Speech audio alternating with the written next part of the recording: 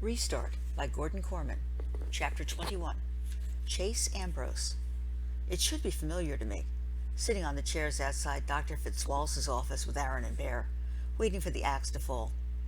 Aaron assures me that our butt prints are permanently etched into the seats. I don't remember any of that, but it's an accepted fact that the three of us have spent a lot of time here. Aaron settles himself comfortably and grins at me. There's no place like home. I'm not in the mood to grin back. Are you both crazy? What was all that supposed to be about? Bear rolls his eyes. Oh, boo-hoo, the poor geek squad. I'm furious. Forget them. What about me? You've just gotten me into a ton of trouble. What about yourselves? You're both going to get kicked off the football team for this. And for what? So you could spray fire extinguisher foam on a bunch of band instruments? Bear keeps on smiling. At least we weren't the ones who conked Joel Weber. That was an accident. You think Fitzwallace is going to believe that? Bear retorts. Who's going to back you up? Your video dweebs? I kind of doubt you're their favorite person right now. I'm so upset I can barely come out with the right words. You did this on purpose to frame me. We're supposed to be friends, and you were so dead set on wrecking my life that you didn't even care if you went down the drain with me. Aaron's calm. No one's going down the drain. Are you delusional or just stupid? With our reputation? They're going to throw the kitchen sink at us. Community service is something we can only dream about now. We're going to get expelled. And we'd better pray Fitzwallace isn't on the phone with the cops right now. Relax, says Aaron in an undertone. First off, we are friends, and we're not going to let anything bad happen to you. Just stick with us, agree with everything I say, and we've got this. You are delusional, I hiss. How can there be any way to explain the train wreck in the music room? When the door to the inner office opens, the knob makes a snap like a gunshot. Then Dr. Fitzwallace is upon us, his rage all the more terrible because it's ice cold. Honestly, I can't say I blame him. I'm not thrilled about being in trouble. But if any situation ever justified a principal losing it on 3 students, it's this one. He ushers us inside and seats himself while we stand in front of his desk. Well, it's the 3 of you again. I was hoping. He looks at me and shakes his head sadly. All right, let's hear it. Knowing full well that it's not going to get me anywhere, I'm about to protest my innocence when Aaron speaks up. I know it looks bad, but we didn't do anything wrong. Bear and I were walking past the band room and saw smoke coming out from under the door. So we grabbed fire extinguishers and ran inside, spraying. They were shooting some kind of video, and they had a million lights plugged in. Something must have shorted out and caused a fire. Chase heard the yelling and came in to help us, but the video kids attacked us because their project was getting ruined. And somehow Joel Weber hit his head on one of the extinguishers. The principal frowns. That's not how the students on the scene described it. Bear shakes his head understandingly. Don't be too hard on them, Dr. Fitzwallace. They were probably just scared of getting into trouble for starting the fire. The frown deepens. None of my teachers smelled smoke. Aaron sighs with relief. Good, we got it in time. Dr. Fitzwallace shifts his gaze from the 2 of them to me. And that's what happened? This is it. Time for me to shoot down Aaron's ridiculous lie and speak up for my own innocence. Sure, Dr. Fitzwallace will never believe I was framed. But at least I'll have the satisfaction of throwing those 2 guys under the bus, even if I have to go with them. Well, the principal prompts. To my astonishment, the anger is completely gone from his expression. He's waiting for my answer. And I think I know what he's hoping to hear. He's rooting for me to go along with Aaron and Bear. Why would a principal want to let 3 delinquents like us off the hook after such a huge incident? I take an educated guess.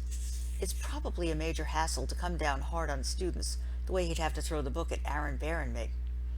3 sets of unhappy parents. Triple the paperwork.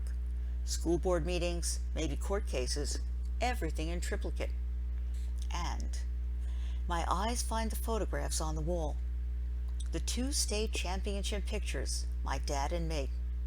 Losing Aaron and Bear would be a blow to the Hurricanes, and would definitely shut down any possibility of me coming back. So I mumble, yeah.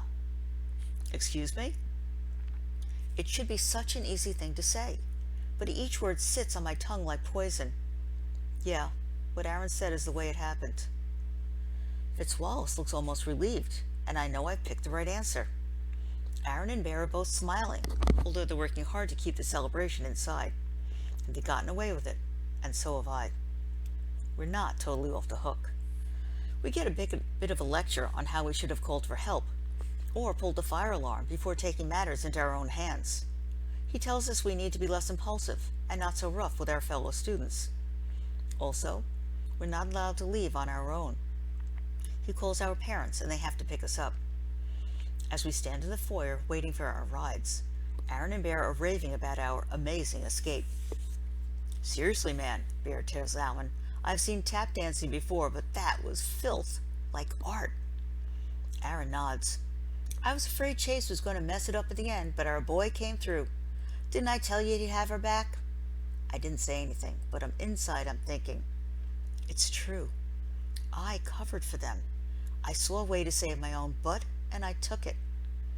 And in the process, I've wrapped myself in their phony story and got drawn back into the old life.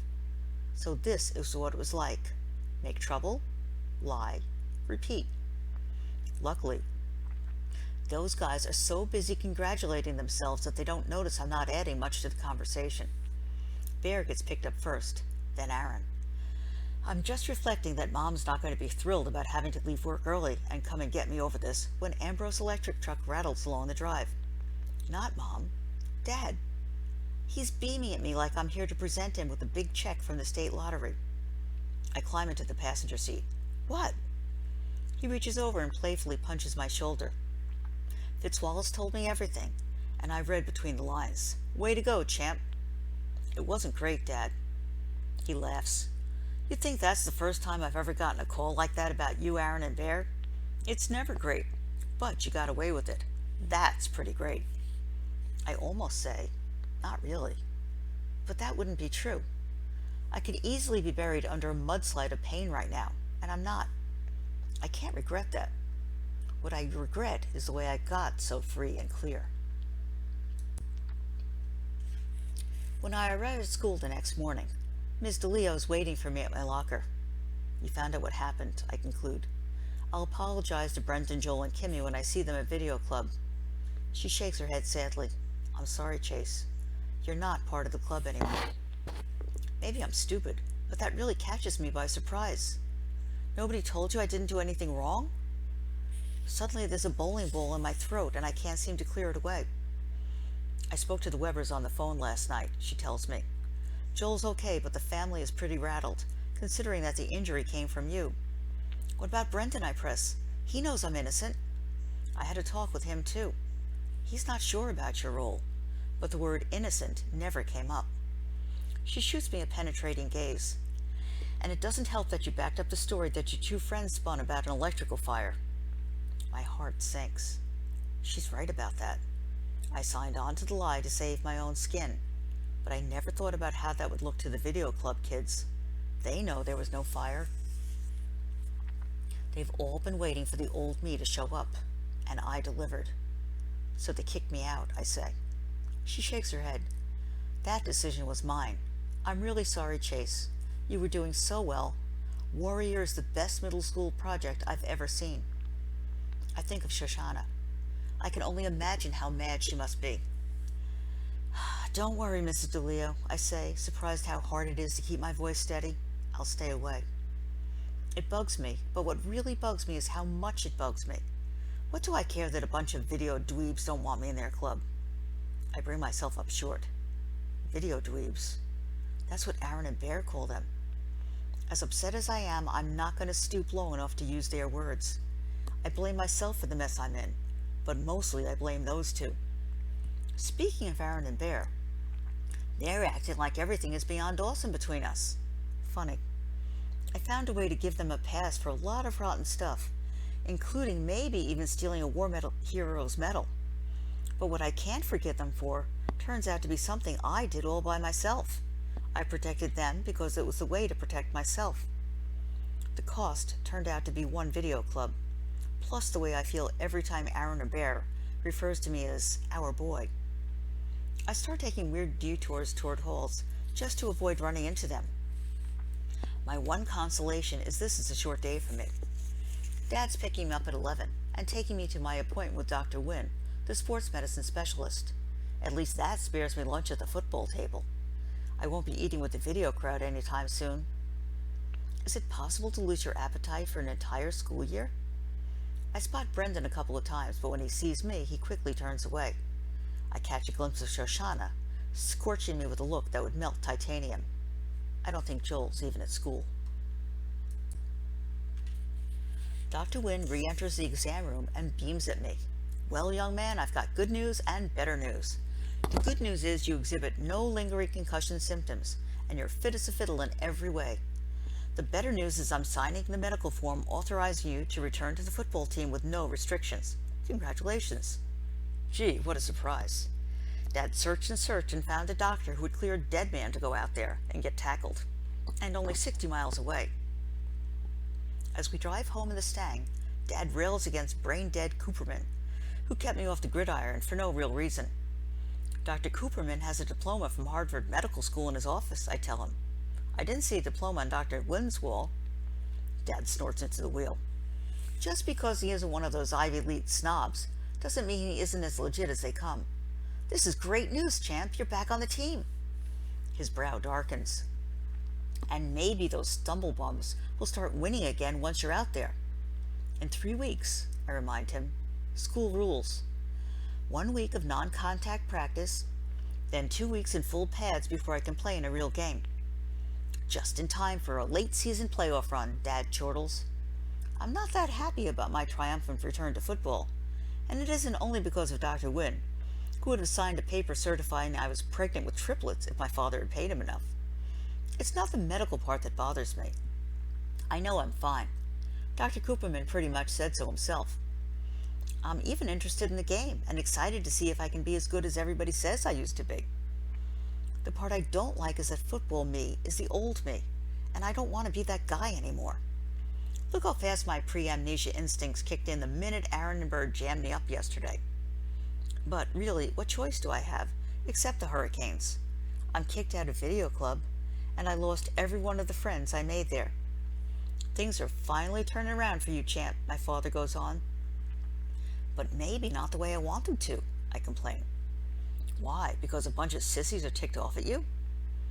He doesn't understand why the video club thing hurts so much. I'm not sure I understand it myself. It isn't just the kids. Mr. Leo is the one who kicked me out. Teachers, Dad snorts. They have to slap you on the wrist to make it look like they're in charge. You'll notice you're not banned from the football team, and neither are your buddies Aaron and Bear. When I played, I had the whole faculty wrapped around my little finger. Sure, they threw me a detention every now and then to make it look good. But after the state championship, I called the shots in that school. For the first time, I say it out loud. Aaron and Bear might not be my buddies anymore. Come on, champ, don't be that way. He beams at me. First that mess with the Weber kid, then the accident. It feels like it took forever to get the old Chase back. Don't tell your mother, but I'm proud of the way you handled Joel. You made your statement, that's for sure. I don't bother to point out that I wasn't making a statement with Joel. It looks more like my buddies Aaron and Bear were making a statement with me. And all it took was a sick imagination and a lot of fire extinguisher foam. By the time we get back to Hiawassee, it's 2:30. No sense bothering to go to school. Dad drops me off at home, making me promise to report to football practice with my newly signed medical form promptly at 4. And I will. Not because I want to, but because I'm too depressed to resist. Unhappiness sucks all the energy out of a guy. Upstairs in my room, I gaze out the window at the shingles of the sloping roof. For a weird instant, I actually remember sitting out there when I wanted to be alone with my thoughts. Or maybe it's not a memory at all, but something I'm imagining because I've been told so many times that's what I used to do. On wild impulse, I raise the window and swing a leg over the sash. Carefully, really carefully, I crawl out there. I'm expecting to be terrified after what happened. Actually, though, I'm pretty comfortable on the gently sloping shingles. It even feels familiar. It's not a flashback exactly. Still, it has to come from my lost past. I definitely haven't been here lately. I swore to Mom I'd never go out on the roof again. But she's at work now, and never is a long time. To my amazement, my body arranges itself into the position I'm told I used to prefer. Butt planted, knees bent, feet flat on the shingles. It's a different kind of memory. Muscle memory. Amnesia can't touch it. I understand why I liked it up here. It's peaceful and private.